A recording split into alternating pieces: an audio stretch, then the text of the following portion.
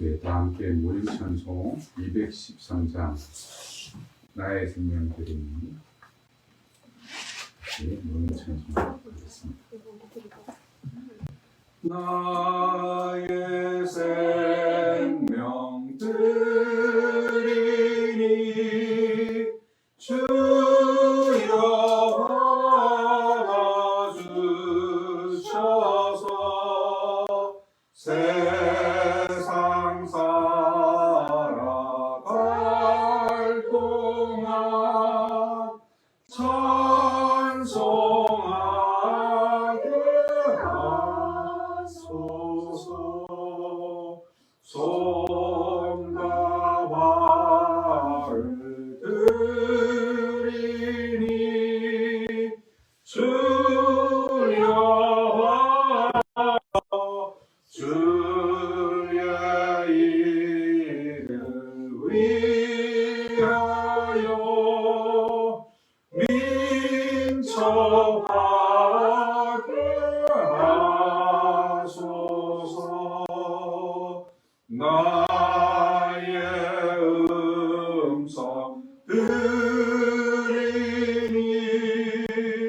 주여 받아주셔서 주의 진리 말씀만 전파하게 하소서. 나의 보화 드리니 주여 받아주셔서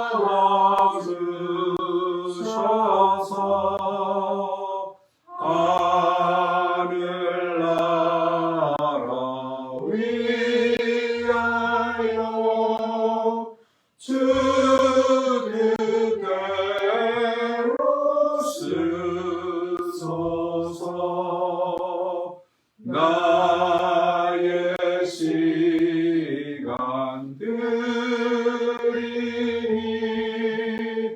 주여 받아주셔서 평생토록 주 위에 봉사하게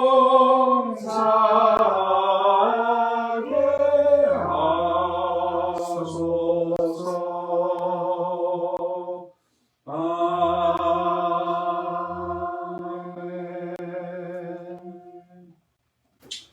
사로수교회 예배에 오신 여러분, 한 주간 평안하셨습니까? 저는 이제 주일 예배를 사모함으로 기다렸던 것 같습니다. 우리가 매주일의 예배, 매번 반복되는 예배, 시간이 어떻게 흘러가는지도 모르게 이렇게 막 흘러가는 시간 속에 한 부분일 수 있지만 그 중에도 우리가 이 시간을 사모하고 하나님과 이렇게 교제하고 또 만나는 시간으로서 마음속에서 예배를 그렇게 기다렸으면 참 좋겠다 하는 생각을 했습니다.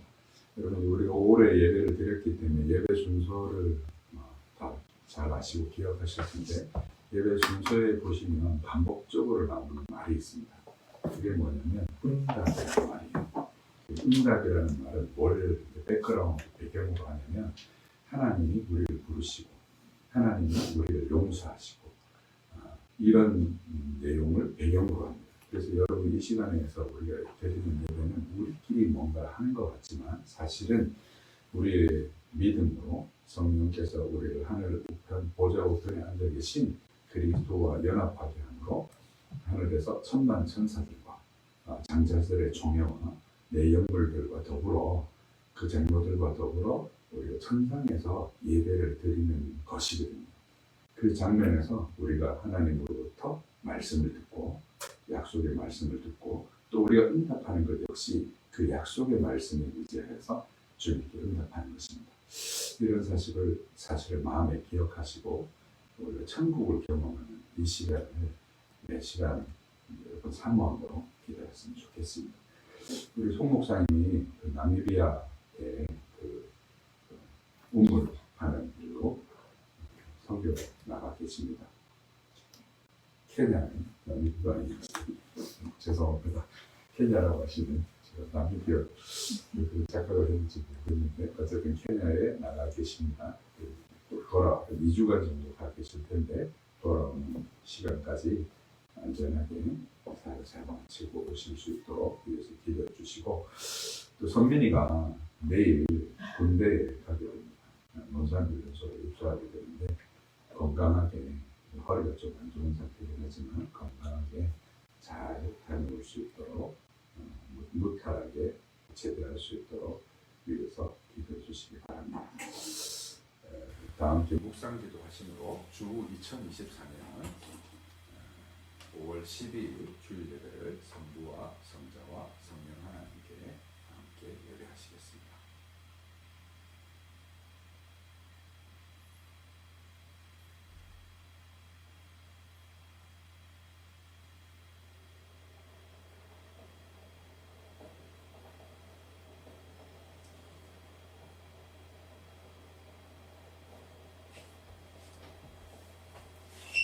가능하신 분들은 자리에서 일어나 주시기 바랍니다. 우리 마음을 주님께 들어올려 함께 고백합시다. 우리의 도움은 천지를 지으신 여호와의 이름에 있도다. 아멘. 주께서 우리를 예배로 부르시는 부름의 말씀은 히브리서 12장 1절에서부터 3절에 있는 말씀입니다. 성령께서 교회들에게 하시는 말씀을 듣게 되시기 바랍니다. 이러므로 우리에게 구름같이 둘러싼 허다한 증인들이 있으니 모든 무거운 것과 얽매이기 쉬운 죄를 벗어버리고 인내로써 우리 앞에 당한 경주를 하며 믿음의 주요 또 온전하게 하신 이인 예수를 바라보자. 그는 그 앞에 있는 기쁨을 위하여 십자가를 참으사 부끄러움을 개의치 아니하시더니 하나님 보좌 우편에 앉으셨느니라. 너희가 피곤하여 낙심하지 않기 위하여 죄인들을 이같이 자기에게 거역하는 일을 참으신 일을 생각하라. 아멘. 함께 기도하겠습니다. 여호와께서 다스리시니 만민이 떨 것이요 여호와께서 그룹 사이에 자정하시니 땅이 흔들릴 것이로다. 시온에 계시는 여호와는 위대하시고 모든 민족보다 높으시도다. 주의 크고 두려운 이름을 찬송할지니 그는 거룩하심이로다. 아멘. 거룩하시며 공의를 사랑하시며 공평을 견고히 세우시며 공과 의를 행하시는 만군의 주 여호와 우리의 아버지이신 하나님께 감사와 찬송을 드립니다. 일찍이 하나님께서는 너희는 내 이름으로 거짓 맹세함으로 내 하나님의 이름을 욕되게 하지 말라. 나는 여호와이니라 라고 선언하셨습니다. 또한 여호와의 이름을 모독하면 그를 반드시 죽일지니 온 회중이 돌로 그를 칠 것이니라. 거류민이든지 본토인이든지 여호와의 이름을 모독하면 그를 죽일지니라 라고 경고하셨습니다. 천하의 이름 중에서 가장 존귀한 하나님의 이름을 모독하거나 오용하거나 회방하는 자들에게는 그에 합당한 죄를 물으실 것입니다. 또한 그러한 일들에 침묵하거나 방관하는 자들의 죄도 물으실 것입니다. 우리는 오로지 경외와 존경으로 하나님의 거룩한 이름을 부름으로써 하나님의 이름을 합당한 진실과 공평과 정의를 행하는 복을 드러내며 주의 이름을 자랑하는 명예를 누리게 하심에 감사를 드립니다.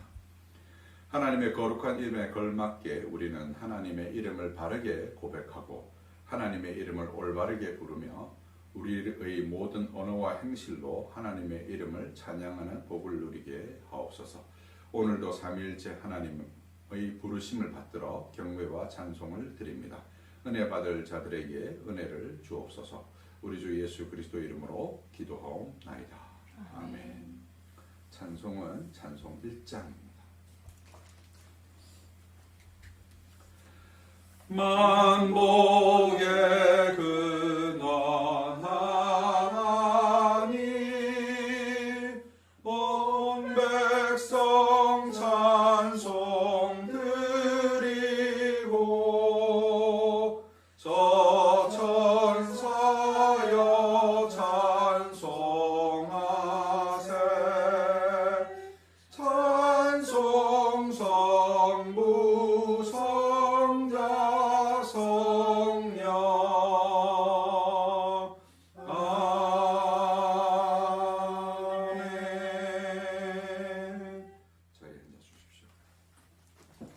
우리가 지난 한 주간 우리의 입술로 또 우리의 생각으로 우리의 손발의 행위로 주님 앞에 알고 또 모르고 지은 죄들이 있습니다. 이 죄를 주님 앞에 고백하고 주님 앞에 사죄의 은혜를 구하는 시간입니다. 주께서 우리를 고백으로 부르는 그 부름의 말씀은 야고보서 3장에 있는 말씀입니다. 내 형제들아 어찌 무화과 나무가 감람 열매를 포도나무가 무화과를 맺겠느냐. 이와 같이 짠물이 단물을 내지 못하느니라. 너희 중에 지혜와 총명이 있는 자가 누구냐. 그는 선행으로 말미암아 지혜의 온유함으로 그 행함을 보일지니라. 아멘. 잠깐 기도하는 시간 갖겠습니다.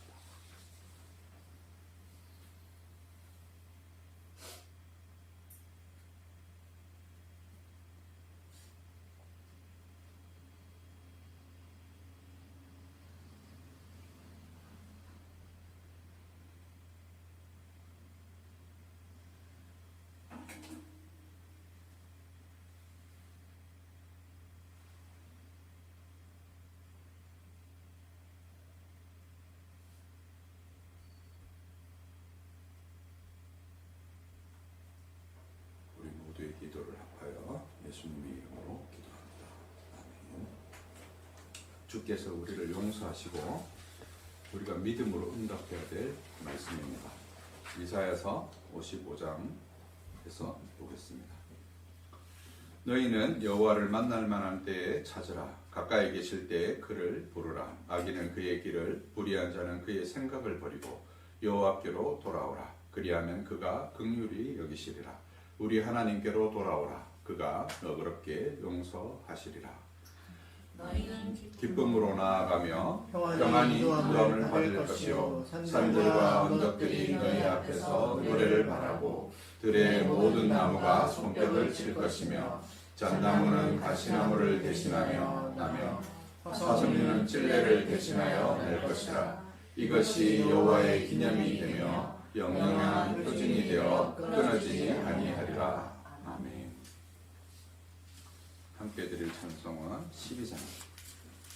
다 함께 주를 경배하세요. 다 함께 주를 경배하세.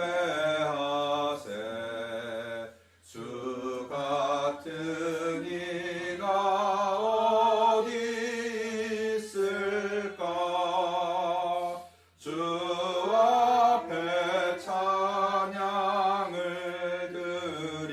드리니 주 성령이여 나를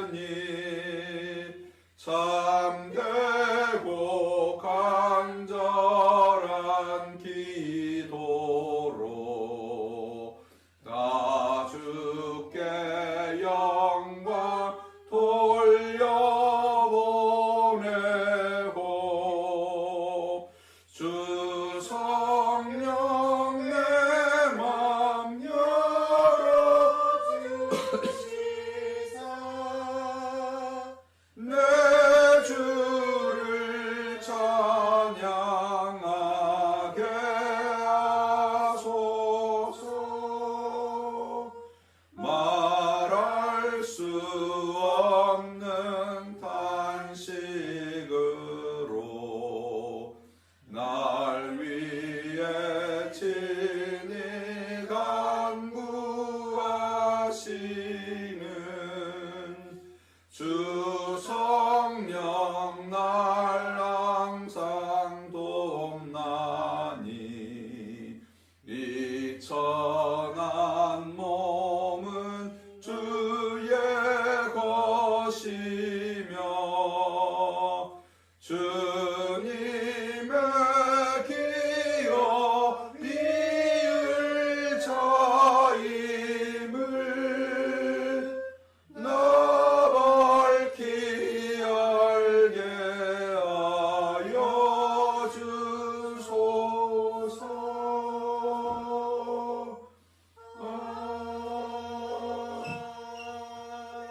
아멘. 성경 낭독은 사무엘하 15장.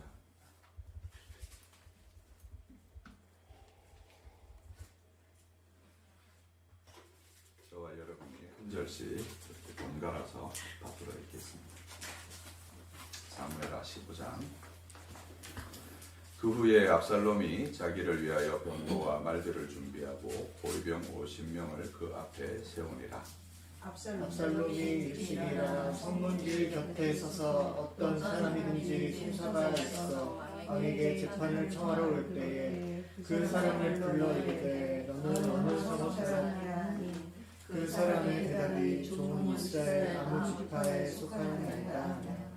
압살롬이 그에게 이르기를 보라 내 일이 옳고 바르다마는 내 송사를 들을 사람을 왕께서 세우지 아니하셨다 하고 또 압살롬이 이르기를 내가 이 땅에서 재판관이 되고 누구든지 송사나 재판할 일이 있어 내게로 오는 자에게 내가 정의 베풀기를 원하노라 하고 사람이 가까이 와서 그에게 절하려 하면 압살롬이 손을 펴서 그 사람을 붙들고 그에게 입을 맞추니 이스라엘 무리 중에 왕께 재판을 청하러 오는 자들마다 압살롬의 행함이 이와 같아서 이스라엘 사람의 마음을 압살롬이 훔치니라. 4년 만에 압살롬이 왕께 아뢰되 내가 여호와께 소원한 것이 있사오니 청하건대 내가 헤브론에 가서 그 소원을 이루게 하소서. 당신의 종이 아람 그술에 있을 때에 서원하기를 만일 여호와께서 반드시 나를 예루살렘으로 돌아가게 하시며 내가 여호와를 섬기리라 하였나이다. 왕이 그에게 이르되 평안히 가라 하니 그가 일어나 헤브론으로 가니라. 이에 압살롬이 정탐을 이스라엘 모든 지파 가운데에 둘을 보내 이르기를 너희는 나팔 소리를 듣거든 곧 말하기를 압살롬이 헤브론에서 왕이 되었다 하니라. 그때 청함을 받은 200명이 압살롬과 함께 예루살렘에서부터 헤브론으로 내려갔으니 그들은 압살롬이 꾸민 그 모든 일을 알지 못하고 그저 따라가기만 한 사람들이라. 제사 드릴 때에 압살롬이 사람을 보내 다윗의 모사 길로 사람 아비도엘을 그의 성읍 길로에서 청하여 온지라. 반역하는 일이 커가네 압살롬에게로 돌아오는 백성이 많아지니라. 전령이 다윗에게 와서 말하되 이스라엘의 인심이 다 압살롬에게로 돌아갔나이다 한지라. 다윗이 예루살렘에 함께 있는 그의 모든 신하들에게 이르되 일어나 도망하자. 그렇지 아니하면 우리 중 한 사람도 압살롬에게서 피하지 못하리라. 빨리 가자. 두렵건대 그가 우리를 급히 따라와 우리를 해하고 칼날로 성읍을 칠까 하노라. 왕의 신하들이 왕께 이르되 우리 주 왕께서 하고자 하시는 대로 우리가 행하리이다 보소서. 당신의 종들이니이다 하더라. 왕이 나갈 때에 그의 가족을 다 따르게 하고 후궁 10명을 왕이 남겨두어 왕궁을 지키게 하니라. 왕이 나감에 모든 백성이 다 따라서 벳메르학에 이르러 멈추어 서니 그의 모든 신하들이 그의 곁으로 지나가고 모든 그렛 사람과 모든 블렛 사람과 및 왕을 따라 가드에 온 모든 가드 사람 600명이 왕 앞으로 행진하니라. 그때 왕이 가드 사람 이때에게 이르되 어찌하여 너도 우리와 함께 가느냐. 너는 쫓겨난 나그네이니 돌아가서 왕 함께 내 곳에 있으라. 너는 어제 왔고 나는 정처 없이 가니 오늘 어찌 너를 우리와 함께 떠돌아 다니게 하리요. 너도 돌아가고 내 동포들도 데려가라. 은혜와 진리가 너와 함께 있기를 원하노라 하니라. 이때가 왕께 대답하여 이르되 여호와의 살아계심과 내 주 왕의 살아계심으로 맹세하옵나니 진실로 내 주 왕께서 어느 곳에 계시든지 사나 죽으나 종도 그곳에 있겠나이다 하니 다윗이 이때에게 이르되 앞서 가드 사람 이때와 그의 수행자들과 그와 함께한 아이들이 다 건너가고 온 땅 사람이 큰 소리로 울며 모든 백성이 앞서 건너가며 왕도 기드론 시내를 건너가니 건너간 모든 백성이 광야 길로 행하니라. 보라 사독과 그와 함께한 모든 레위 사람도 하나님의 언약궤를 내어다가 하나님의 궤를 내려놓고 아비아달도 올라와서 모든 백성이 성에서 나오기를 기다리도다. 왕이 사독에게 이르되 보라 하나님의 궤를 성읍으로 도로 메어 가라. 만일 내가 여호와 앞에서 은혜를 입으면 도로 나를 인도하사 내게 그 궤와 그 계신 데를 보이시리라. 그러나 그가 이와 같이 말씀하시기를 내가 너를 기뻐하지 아니한다 하시면 종이 여기 있사오니 선이 여기시는 대로 내게 행하시옵소서 하리라. 왕이 또 제사장 사독에게 이르되 내가 선견자가 아니냐.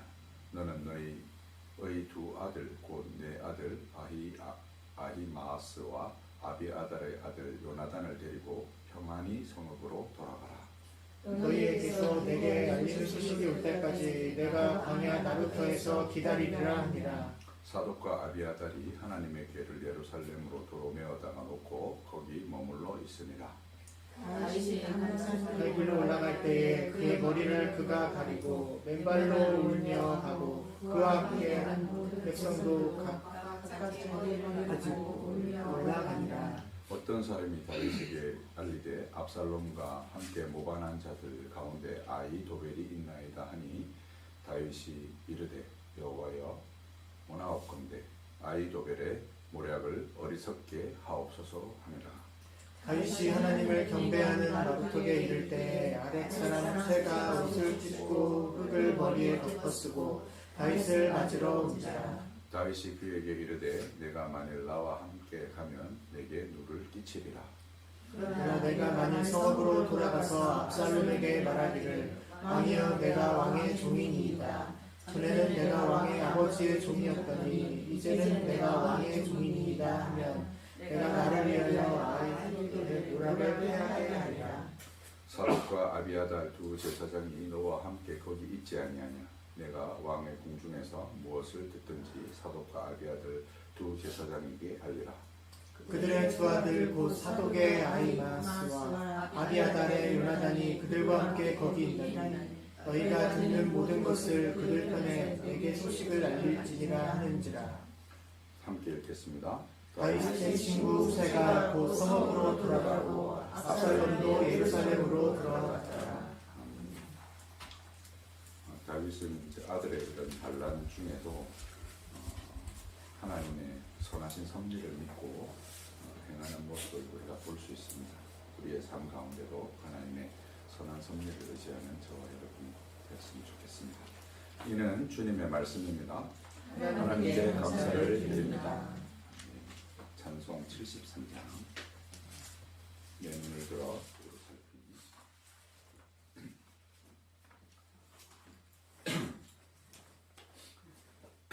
내 눈을 들어 두루 살피니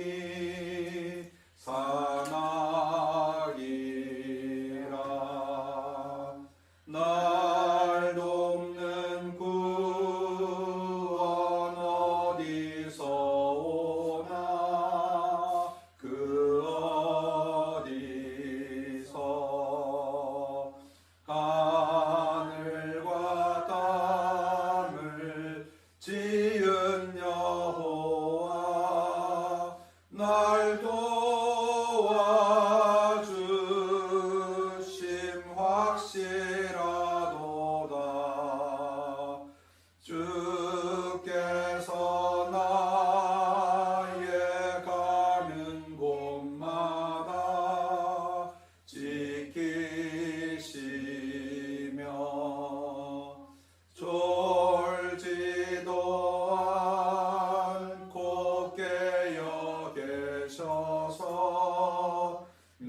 지키네.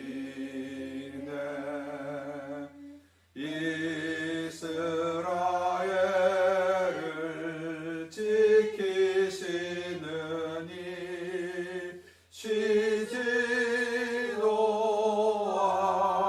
않고 지켜주시네. 여호와 나의 보호자시니 늘 지키며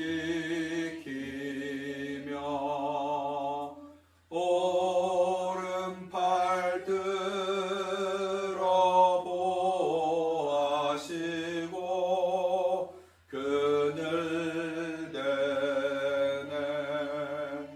낮에는 내가 상치 못하며 또 밤에 달이 애치 못하네. 여호와 나의 영혼 지키사 돌보시며 내 모든 죄를 사해 주시고 그늘 기네.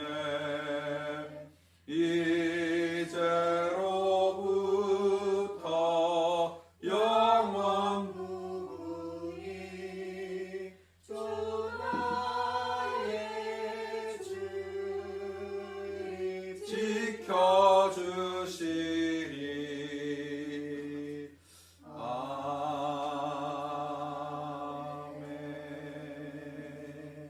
함께 기도하시겠습니다. 사람에게서 영원히 살 수 없다는 사실을 보여줌으로써 죽음을 두려워하게 하시며 이 죽음에 대한 두려움을 통해서 영생에 대한 소망을 가질 수 있도록 친히 자녀들에게 하늘에 보관된 유업을 약속하심으로써 살아있는 소망을 갖게 하시는 하나님께 감사와 찬송을 드립니다. 이처럼 하늘로부터 주어진 산 소망을 가졌기에 우리는 더욱더 하나님의 긍휼하심을 신뢰함으로 우리가 새로워져서 우리를 새롭게 하시는 하나님의 선하심을 바라보게 하심을 감사드립니다. 우리 자신은 연약하여서 언제든지 틈만 나게 되면 지금 당장 우리의 눈앞에 있는 이익을 얻기 위해 하늘의 유업을 잊어버릴 수밖에 없습니다. 따라서 우리가 자기 자신에게서 벗어나 하나님께로 돌아서기만 한다면 이전의 마음을 벗어버리고 새로운 마음을 입을 수 있도록 은혜를 주시는 하나님만을 의지하며 살게 하옵소서. 이로써 하나님께 대한 순전하고 진지한 두려움을 가지고 우리의 삶이 하나님께로 참되게 돌아서는 것으로 우리 육체와 옛사람을 죽이는 일과 영을 살리는 은혜를 누리게 하옵소서. 우리의 행실을 통해 회개에 합당한 열매를 맺는 삶을 통해 하나님의 영광을 드러내게 하옵소서. 하나님께서 창세전에 그리스도 안에서 우리를 택하시어 그 기쁘신 뜻대로 우리를 아들로 입양시켜 주심에 감사를 드립니다. 영원한 하나님의 작정에 따라 그리스도 예수께서 우리를 구원하시려고 세상에 오셨으며 우리는 그리스도의 피로 말미암아 속량 곧 제사함을 받았으니 지식에 넘치는 그리스도의 사랑을 알고 그 너비와 길이와 높이와 깊이가 어떠함을 알게 되었습니다. 이 모든 놀라운 일들이 영원 전부터 그리스도 예수 안에서 우리에게 주신 은혜임을 고백하며 감사를 드립니다. 이제는 십자가에 못 박히신 그리스도 외에 아무것도 중요하지 않으며 하나님의 영원한 계획으로 말미암아 그리스도께서 만물의 머리가 되사 만물을 통일되게 하셨음을 믿고 고백합니다. 주님 홀로 영광 받으시옵소서. 의로우시고 자비로우신 하나님 아버지, 주의 거룩한 위엄 앞에 우리가 스스로 지은 죄를 고백합니다. 일찍이 모세는 이스라엘아 들으라, 우리 하나님 여호와는 오직 유일한 여호와시니 너는 마음을 다하고 뜻을 다하고 힘을 다하여 내 하나님 여호와를 사랑하라 라고 하였습니다. 이처럼 마음을 다하고 성품을 다하여 하나님을 사랑하는 것을 가리켜 마음의 할례를 행하는 것이라고 분명하게 가르쳐 주셨습니다. 이것이 옛 본성을 벗어버리는 새로워진 사실에 맞는 행위의 열매를 맺는 것이며 마음을 새롭게 하는 복된 일입니다. 그런데도 우리는 하나님께 예배를 드리는 외형적인 모습으로는 하나님을 사랑한다고 행위를 보이면서도 정작 우리는 친구들과 이웃 사람들에게 회포와 불의의 짐을 내려놓는 일에 노력하지 않음을 고백합니다. 하나님을 그 누구보다도 바르게 섬긴다고 하면서 또 정작 돈을 사랑하는 일에는 하나님을 사랑하는 것보다 더 열심을 내었음을 고백합니다. 우리의 이중적인 모습들을 불쌍히 여겨 주옵소서. 우리의 마음에 질긴 가죽을 베어버리고 온전히 하나님만을 바라보며 살아가는 은혜를 더하여 주옵소서. 전능하시고 자비로우신 우리의 아버지이신 하나님, 안타깝게도 사람들은 스스로 자활적인 생명을 가지고 있다고 여기고 있습니다. 그래서 자신의 생명은 자신이 얼마든지 주관하는 자신의 소유물이라고 그렇게 주장하고 있습니다. 또한 진료와 형상의 합성물인 자연적인 육체뿐 아니라 그러한 육체의 형상인 영혼까지도 실제로 간주하는 철학적인 관점에 빠져있는 사람들을 인간의 영혼을 물질적인 생명력이거나 혹은 정교한 물질이거나 육체의 정수로 여기면서 자신의 생명조차 언젠가는 사라져버리는 물질의 일부로 여기고 있습니다. 이런 인식 아래 사람들의 생명은 자연을 구성하는 일부에 지나지 않으며 언젠가는 소멸해버리는 소모품에 불과할 따름이라고 판단하고 죽음 이후의 세계에 대해서는 아무런 관심도 없습니다. 도덕적인 책임의식조차 찾을 수 없는 세대가 되었습니다. 하나님께서는 인류를 이 세상에 내실 때 하나님의 영광을 위해 지으셨습니다. 이로써 사람은 거울 앞에서 자신을 보고 아는 것처럼 하나님을 자기 원형으로 정확하게 인식하게 하셨습니다. 또한 하나님께서는 인류를 지상에 있는 정직으로 삼으셔서 모든 피조물의 관리를 책임지며 그것들이 하나님에게서 나왔다는 사실을 인식하고 감사를 돌림으로써 창조주이신 하나님께 감사하게 하셨습니다. 이러한 과정을 통해 성부이신 하나님의 사랑과 성자이신 예수 그리스도의 은혜를 인식하고 성령의 교제를 통하여서 하나님의 영광을 찬양하게 하셨습니다. 바라옵기는 사람을 이 땅에 내신 하나님의 뜻을 바르게 인식하고 깨닫게 하옵소서. 죽음 이후에는 각자의 삶에 대한 책임을 물으며 그에 따른 심판이 있다는 사실을 각성하게 하옵소서. 사람의 본분을 바르게 깨닫고 살아가는 은혜를 베풀어 주옵소서. 오늘도 만유의 그리스도께서 주시는 은혜 안에서 삼위일체 하나님께 경배를 드립니다.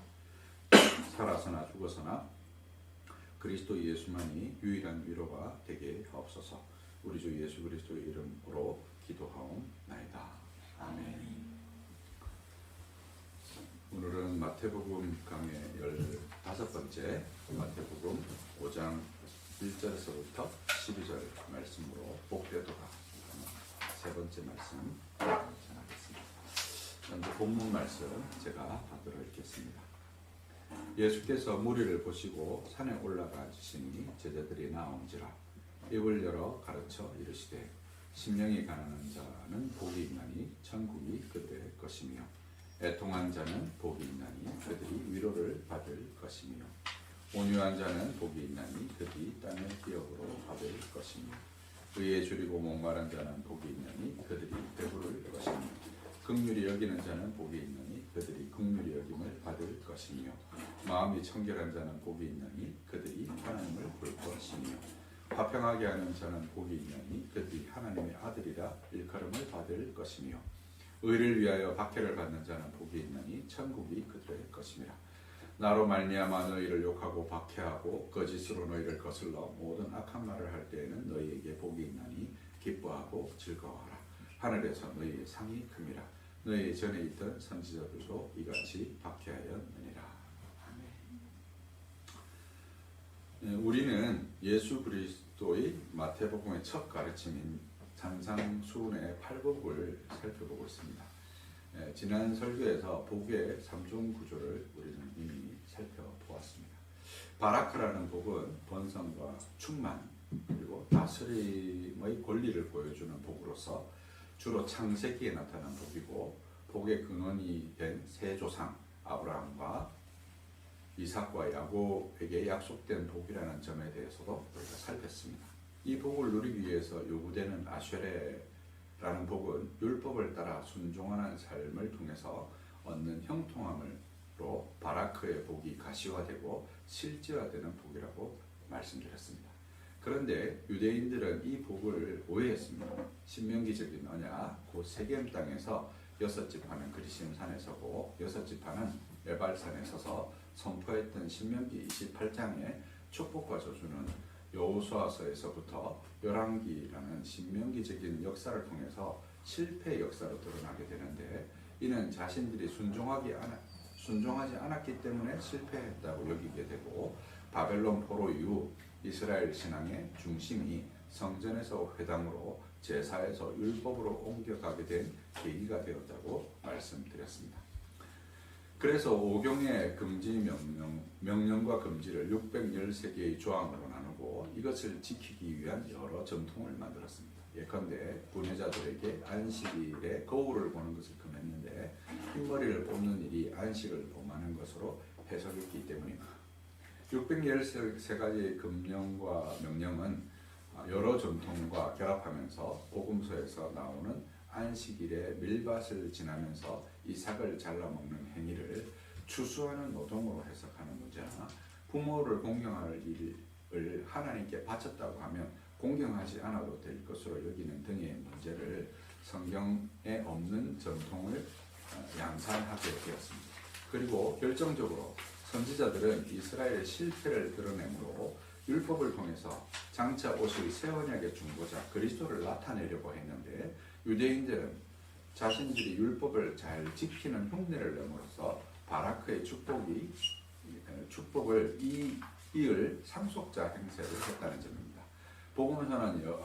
복음서 여러 말씀을 보면 그들은 상속자를 넘어 주인 행세를 했습니다.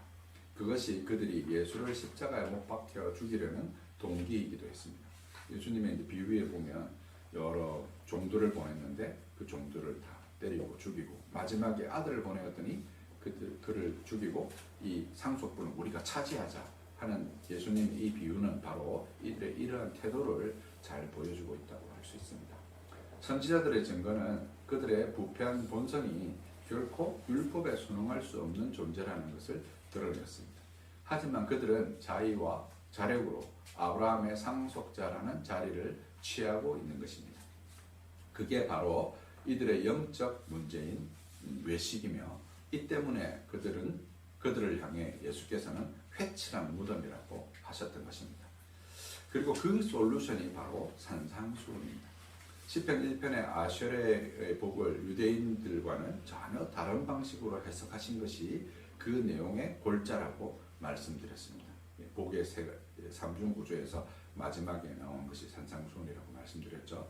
즉 바라크를 얻는 조건으로서 아쉐레는 율법에 대한 순종과 그것이 가져다주는 형통함이라면, 산상수훈의 아쉐레는 율법을 지키는 일에 실패한 결과 상한 심령으로 그리스도께 나오는 곳으로서 아쉐레, 영적인 파산자로서 자신이 할 수 있는 것이 없다라는 고백을 드리는 자로서 아쉐레, 율법을 통해서 자기의 죄악을 알게 된 자로서 가지게 되는 애통함으로써 아쉐레를 말하고 있습니다. 율법을 통해서 자기의 죄를 깨닫고 참 성전이신 그리스도께로 나아오는 것을 율법을 따르는 자, 곧 순종하는 자들의 형통함이라고 말하는 것입니다. 우리가 못한 것을 예수님께서 하시는 구조라는 것이죠. 그 아쉐레를 유대인들은 자기들이 하려고 한 것이라는 것입니다. 참 사람이시고 아담이 실패했던 그 길을 그리스도께서 가셨고, 우리는 믿음으로 그분께 연결되어서 그분이 하신 것을 우리가 취하는 것으로서 아쉐레를 설명하고 있다는 것이죠. 같은 아쉐레를 두고 전혀 다른 해석을 한 것입니다. 이 해석을 따라 그들이 얻게 될 것은 물리적인 땅으로서 젖과 꿀이 흐르는 가나안 땅이 아니라 번성과 충만, 곧 다스림의 나라로서 천국을 의미한다는 것이죠. 이는 산상수훈의 팔복이 그 사실을 매우 잘 드러내어 보여주고 있는 것입니다. 물론 본문 중에 온유한 자가 땅을 기업으로 얻는다는 내용을 포함하기에 이를 전부 다 영적인 일이라고 말할 수 없습니다. 그러나 우리가 지금 집중해야 될 사실은 퇴근하시고 집에 들어오신 아버지의 손에 들린 간식이 아니라 그 간식을 들고 오시는 아버지의 마음이라고 할 수 있는 것입니다. 부차적인 것이 아니라 본질적인 것에 우선 초점을 맞추는 일이 필요합니다. 우리는 지난 두 번의 설교에서 산상수훈의 거시적인 구조를 살폈습니다. 거시적인 구조가 어떤 거라고 제가 말씀드렸죠? 가르치시고 전파하시고 치유하시는 그 구조가 4장 후반부와 9장 후반부에 나와 있고, 그 중간에 가르침으로서 산상수훈과 그 가르침을 정당화하는 예수님의 표적으로서 8장 9장의 내용이 거시적인 구조로 3중 구조를 이루고 있다고 말씀드렸죠. 마태복음과 마태의 신학 내에서 산상수훈은 어떤 위치를 하는지를 다 이해하지는 못했더라도 희미하게나마 우리가 살펴봤습니다. 오늘은 산상수훈 내부로 들어와서 팔복이 어떤 구조를 하고 있는지 지난 설교에서 예고한 대로 살펴보겠습니다. 팔복은 이제 이런 구조를 하고 있는데요. 이런 구조가 이제 흔히 말해서 키아즘이라는 구조예요. 여기 보면 이제 3절에는 현재 시제, 그리고 10절에도 현재 시제가 이렇게 되어 있고, 그리고 4절에는 미래 수동태라는 시제가 되어 있고, 9절에 역시 미래 수동태라는 시제가 되어 있습니다. 그리고 5절에는 미래 타동사를 사용했고, 8절에 역시 미래 타동사를 사용했습니다. 그리고 6절과 7절은 미래 수동태를 하고 있는, 그래서 마치 3절과 10절 그리고 4절과 9절 이런 식으로 서로 마주보고 있는 구조, 이걸 이제 키아즘이라고 하는데요. 사실은 이제 엄밀한 의미에서는 키아즘은 어떤 단어나 같은 개념의 반복이에요. 특히 이제 시편에서 그렇게 사용되었는데, 여기는 이제 사실은 시제로만 이제 그렇게 표현된 거죠. 마치 거울이 서로 맞보고 있는 듯한 구조를 이렇게 띄고 있습니다. 이런 구조는 구약에서 매우 흔한 구조이고, 이를 X 구조, X 모양의 구조를 띄고 있다고 해서 이렇게 표현하는데요. 교차 병행 구조라고도 합니다. 통상적으로 이를 키아즘이라는 히브리적 사고가 유대 종교와 유대 문맥을 만들어내는데요.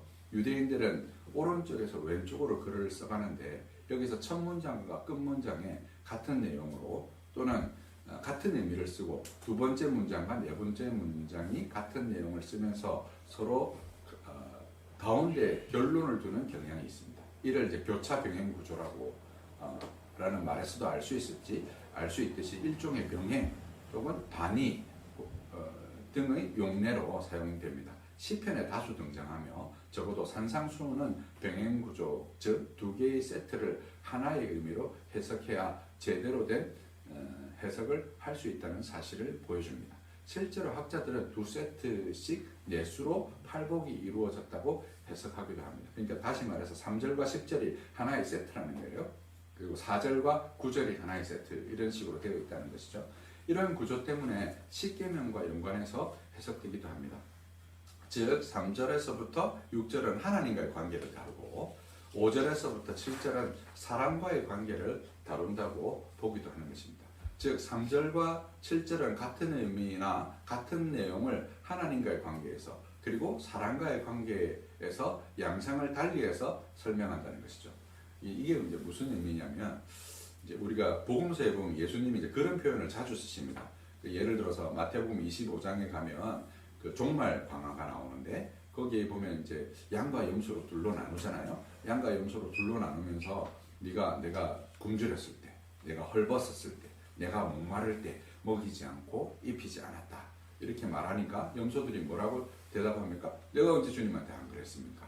그때 주께서 하시는 말씀이 뭐예요? 네 옆에 있는 작은 자 한 사람에게 하지 않은 것이 내게 하지 않은 것이다 라고 해서 하나님께 대한 계명과 사람에 대한 계명이 둘이 아니라 서로 짝을 이루는, 하늘과 땅이 서로 짝을 이루는 하나의 구조로 설명했다는 것입니다. 10계명이 1계명에서 4계명이 하나님께 대한 계명이고 5계명에서 10계명이 사람에 대한 계명인 것과 같은 구조라고 할 수 있습니다. 10계명 중 4계명은 안식계명은 이 계명들의 키와 같은 역할을 하고 실제로 10계명 중에서 가장 길게 진술되어 있습니다. 여러분 10계명을 읽어보면 4계명이 제일 길어요. 이는 하나님과 사람을 연결해주는 키아즘 X구조의 중심구조를 하고 있습니다. 예컨대 복음서에서 안식일 논쟁이 자주 등장하는데 우리 주님께서는 하나님을 위한 안식 계명을 사람을 위한 계명으로 자주 해석하셨습니다. 이는 이 계명이 히브리적 사고, 즉 키아즘 구조의 중심을 이루고 있다는 점을 보여줍니다. 특히 마태의 신학 전반에서 이런 특징을 보이는데 예컨대 종말 강화에서 좀 전에 설명드렸죠.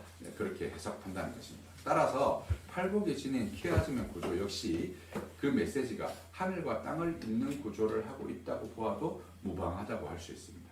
그런 점에서 6절과 7절의 메시지의 중심에 있는 것으로 6절과 7절이 메시지의 중심에 있는 것으로 볼 수 있으며 3절과 10절, 4절과 9절, 5절과 8절, 6절과 7절이 병행적으로 해석해야 팔복이 말하고자 하는 바를 제대로 이해할 수 있다고 그렇게 이해할 수 있습니다. 네, 여러분 팔복에 대한 전체적인 그림을 본 거예요.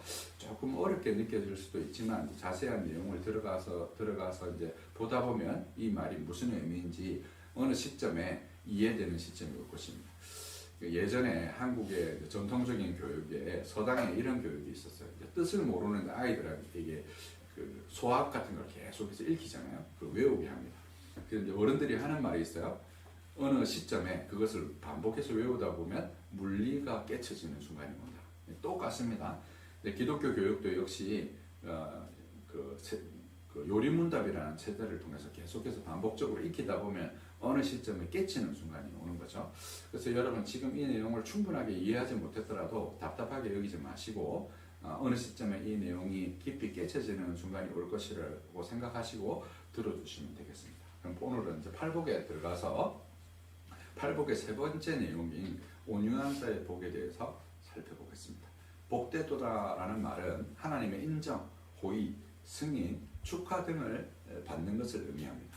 복되다는 말은 사람들이 흔히 말하는 행복을 훨씬 능가하는 것입니다. 행복은 주관적이며 뜻밖의 기쁨이라는 얄팍한 의미를 전달하는 것이지 하나님 은혜를 받는다는 확신이 아니기 때문입니다. 행복하고 복이라는 건 약간 다른 측면이 있어요. 우리가 선을 추구하는 것과 여러분 행복해지는 것이 같으면 좋겠잖아요. 그죠? 근데 우리 일상에서 보면 선을 추구하는 것과 행복이 같지 않은 경우들이 많습니다. 그렇죠? 근데 이제 성경에서 말하는 복은 선을 추구하는 것과 우리의 행복이 같아지는 지점을 말하고 있는 것이죠. 예수께서 유대인처럼 자기의 마음을 높은 곳에 두는 자들에게 복되다라고 선언하신 것이 아니라 영적으로 파산하고 자기의 죄로 애통하는 낮은 자리에 처한 사람들에게 복되다라고 선언하고 계십니다. 이는 그리스도께서 사람들을 구원하시기 위해 은혜로 자신을 낮추심으로 복주심을 시작한다는 의미를 함축합니다. 그리스도께서 오시는 것도 사실은 낮은 곳에 오셨잖아요. 그렇죠? 그러므로 복주심이 시작됐다는 것을 이 선언이 함축하고 있다는 것이죠. 사람들이 그분께 드려야 할 것은 율법의 행위를 온전하게 이루어서 바치는 것이 아니라 그렇게 할 수 없는 자기 자신을 있는 그대로 드리는 것이었습니다. 순종이란 길을 쓰고 내가 어떻게 해보려는 것이 아니라 나는 무능하며 무기력한 존재임을 자기 자인하고 두 손을 들고서 주님 앞에 나아가는 것입니다. 그들은 이미 살핀 대로 구걸하는 자였으며 죄악을 애통하는 자였습니다.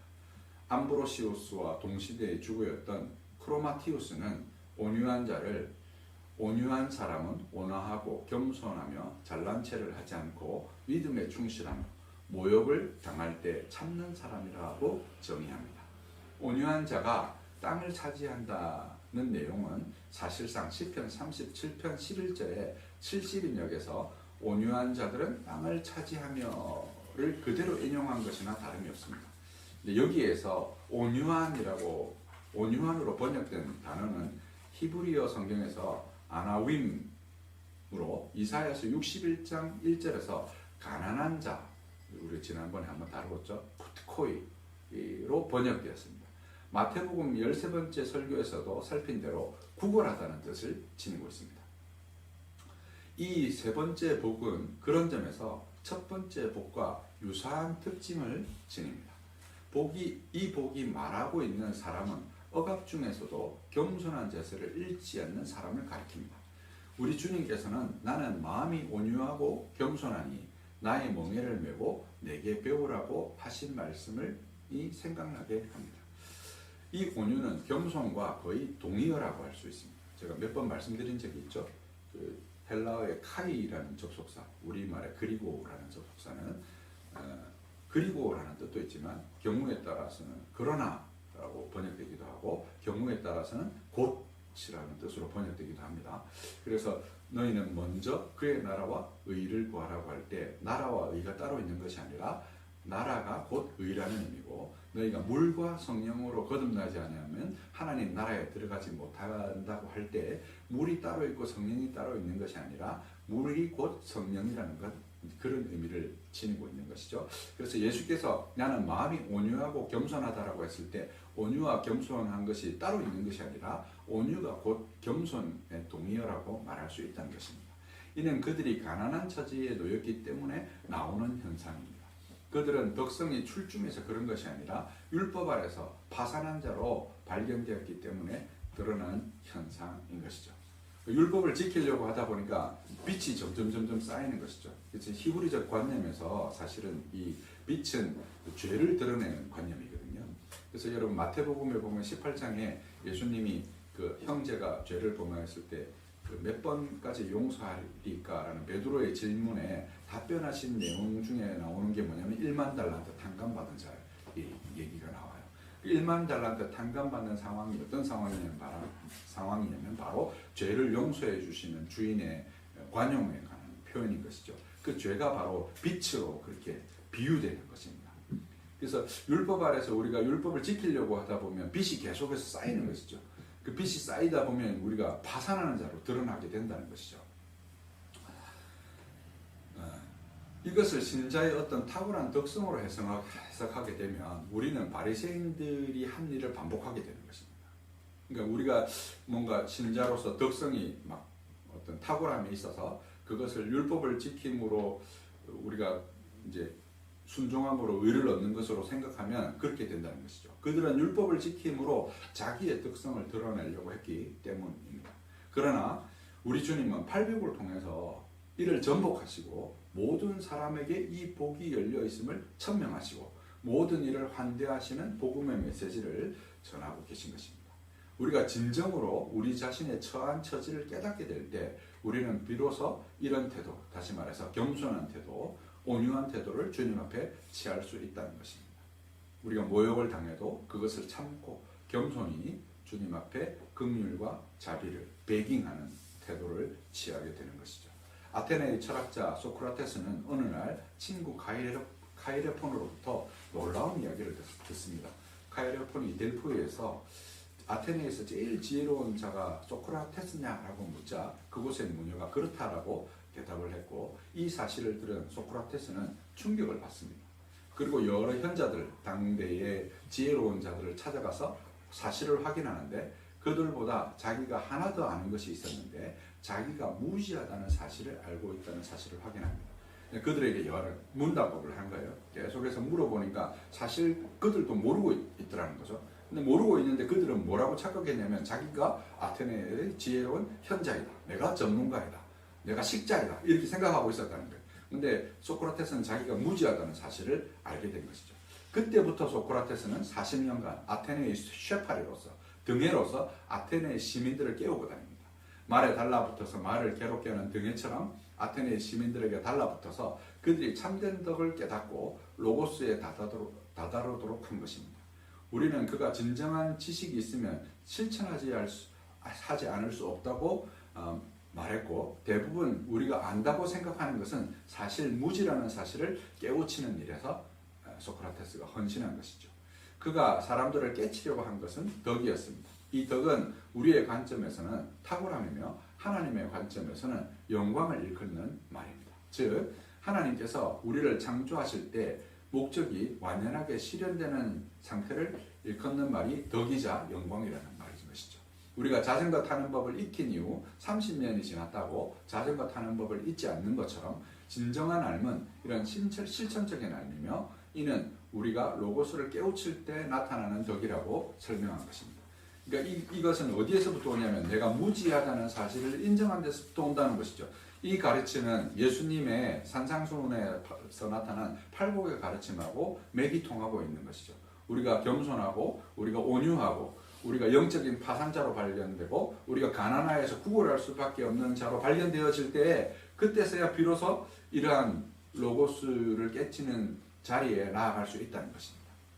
소크라테스는 이런 덕의 추구를 팔복으로 옮기면 이런 의미가 됩니다. 온유한 자란 율법 아래서 진정한 자기 위치를 깨달은 자라는 의미인 것입니다.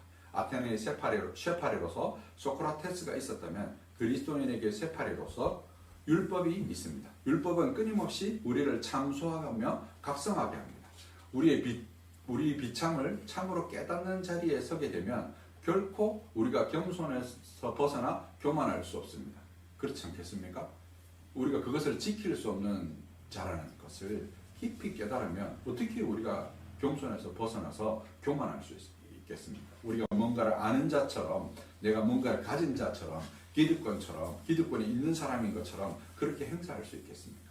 우리의 심령 깊은 곳까지 율법이 적용되면 우리가 영적으로 파산한 존재라는 것을 깨닫지 않을 수 없게 되고 그 때문에 애통하지 않을 수 없는 존재라는 것을 각성하지 않을 수 없으며 그 때문에 주의 자비와 긍휼 앞에서 겸손할 수밖에 없는 것입니다. 여기서 땅은 원래 바로 람세스 시기에 출애굽한 이스라엘 백성이 여호수아의 영도 아래 가나안을 정복한 내용을 가리킵니다만 이 땅은 종말의 축복으로 땅을 상속하게 될 것을 가리킨다고 볼 수 있습니다. 여기서 사용된 동사도 미래 타동사라는 점은 이런 점을 보여주고 있습니다. 애통한 자에게 주시는 위로가 심리적인 보상이라면 온유한 자와 겸손한 자로서 주 앞에 선 자에게 주시는 것은 영적인 보상이라고 할 수 있습니다. 히브리서 기자는 믿음을 정의하기를 그가 계신 것과 주를 찾는 자에게 상 주시는 이심을 믿어야 한다고 밝힌 바가 있습니다. 이 종말의 축복으로서의 보상은 이사야서 57장 13절, 60장 21절에서 22절, 65장 9절에서 10절 등에서 잘 나타나고 있습니다. 한번 읽어보겠습니다. 같이 한번 읽어볼까요? 시작. 내가 부르짖을 때에 나 모든 무상을 너를 구원하게 하라. 그것들을 다 바람에 날려버리고 기운이 불려갈 것이로되 나를 노래하는 자는 땅을 차지하겠고 나의 거룩한 산을 기업으로 얻으리라. 내 백성이 다 의롭게 되어 영원히 땅을 차지하리니 그들은 내가 심은 가지로 내가 손으로 만든 것으로서 나의 영광을 나타낼 것인즉 그 작은 자가 천명을 이루겠고 그 약한 자가 강국을 이룰 것이라. 때가 되면 나 여호와에서 속을 이루리라. 내가 야곱에게서 씨를 내며 유다에게서 나의 산들을 기업으로 얻을 자를 내리니 내가 택한 자가 이를 기업으로 얻을 것이요 나의 종들이 거기에서 살 것이라. 자로는 한때 우리가 되겠고 아골 골짜기는 소가 있는 곳이 되며 나를 찾는 내 백성의 소유가 되느니와. 여기 보시면 이제 이사야에서 작은 자, 약한 자가 그것을 상속할 것이라고 말하죠. 여기 말하는 아골 골짜기도 역시 그런 것에 대한 상징인 것입니다. 그러므로 이 땅은 가나안 정복처럼 물리적인 땅의 회복으로 해석하기보다는 첫 번째 회복, 천국처럼 우리가 상속하게 될 하나님의 나라, 곧 영적인 나라와 그 다스림으로 이해하시면 좋을 것 같습니다. 적용을 몇 가지 해보겠습니다. 바라크의 복은 아쉐레를 통해서 다다르게 됩니다. 우리가 이제 세상 사람들이 좋아하는 복이죠. 물질적으로 풍요롭게 되고 번성하게 되고 흥황하게 되고 가지가 담을 넘게 되는 이런 복이죠. 근데 그것은 뭘 통해서 다다른다고요? 아쉘의 율법에 순종하는 것을 통해서 다다르게 되는데, 그러나 율법에 순종하는 행위로 되는 것이 아니라 그리스도가 참 사람으로서 하신 행위에 의지하는 우리의 믿음으로 된다는 것이죠. 이게 복의 삼중 구조에서 예수께서 산상수훈에서 팔복에서 나타내신 전복인 것입니다. 두 번째, 이 믿음은 우리가 그를 찾는 데서 드러납니다.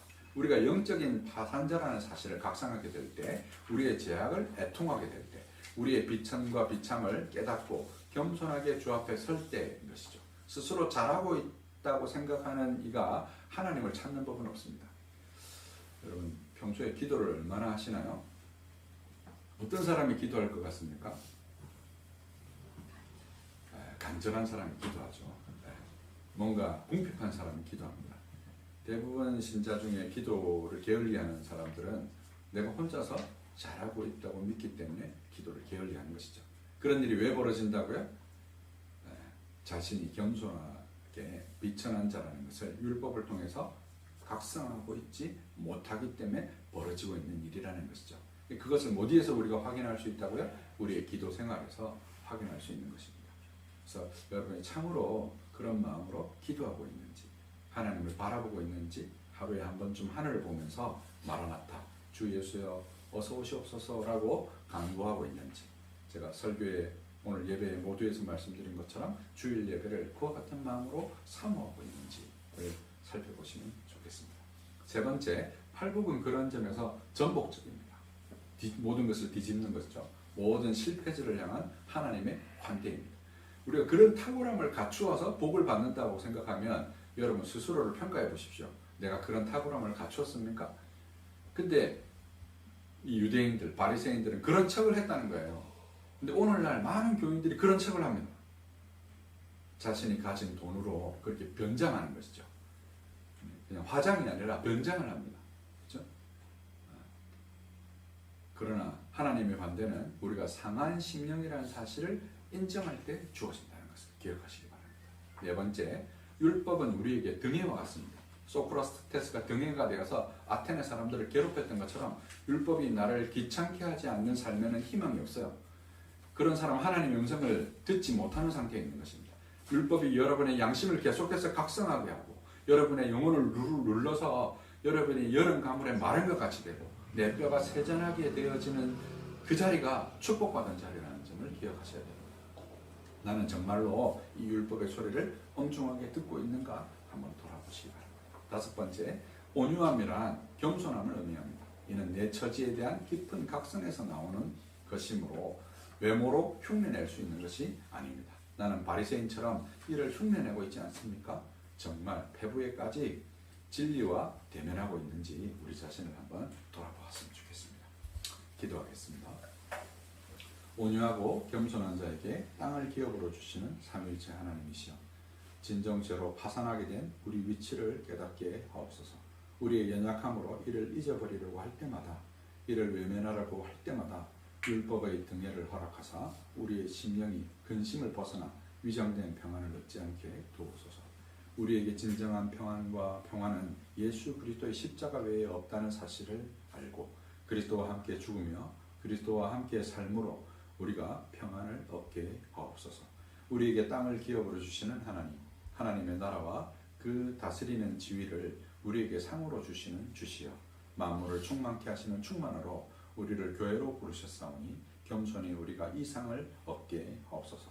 그날을 소망으로 우리가 만나는 환난과 모욕을 인내하게 하시되 그리스도께서 십자가를 참으심과 같은 길을 주를 따라 걷게 하옵소서. 우리 가운데 오늘 임하게 하옵소서. 우리 주 예수 그리스도 이름으로 기도하옵나이다. 아멘. 자리에서 일어나셔서 응답치 않는 214장 찾아주시겠습니다. 214장. 나 주의 도움 받고자. 나 주의 도움 받고자 주 예수님께 빕니다. 그 구원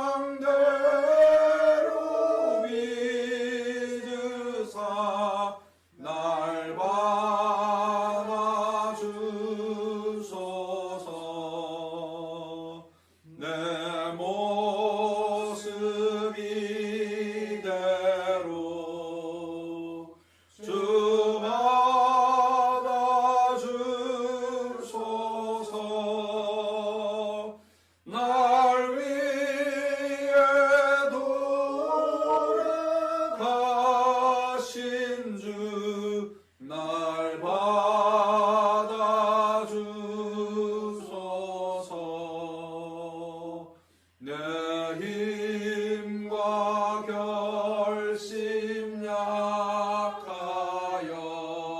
늘 깨어지기 쉬우니 주 이름으로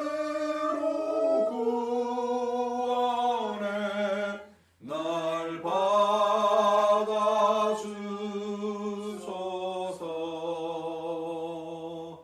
내 모습 이대로 주 받아주소서.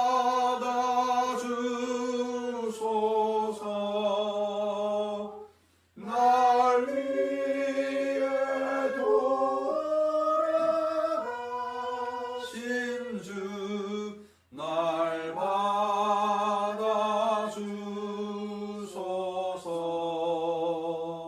내 주님 서신 발 앞에 나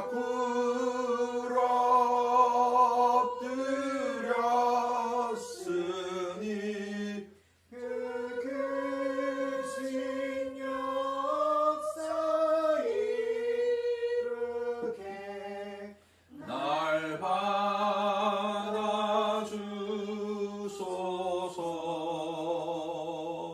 내 모습 이대로 주 받아주소서.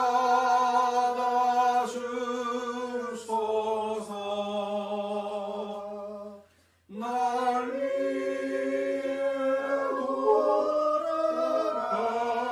돌아가신 주 날 받아주소서.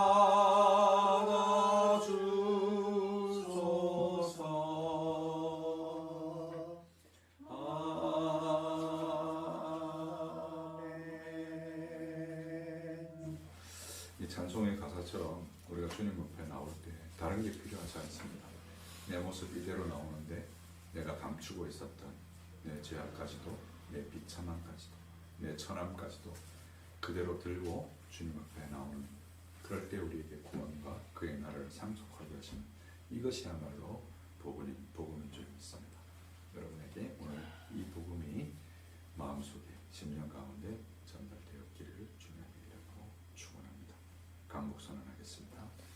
이제는 우리 주 예수 그리스도의 구속의 은혜와 하나님의 크고도 놀라우신 사랑하심과 성령의 교통 충만 역사하심이 오늘 이 말씀을 듣고 내 모습 이대로 주님 앞에 나와 내 비천한 함을 주님 앞에 알리고 겸손하고 온유한 마음으로 주님 앞에 고백함으로 하늘나라와 땅을 유업으로 얻는 주님의 백성 되기를 소원하는 모든 사람들 머리 위에 이제로부터 영원토록 함께 있을지어다.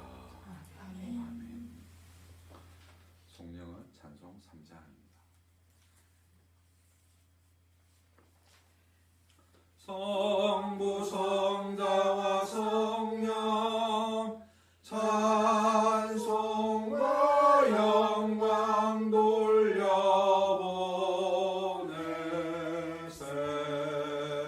대초로 지금까지 또 영원 무궁토록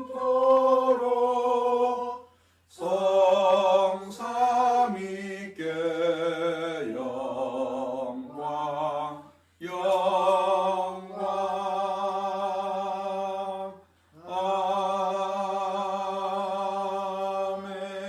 아멘.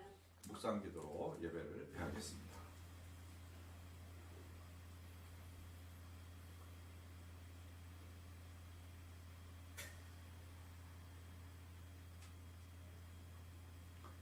예배를 마쳤습니다. 한 주간도 은혜 가운데 승리하시기 바랍니다.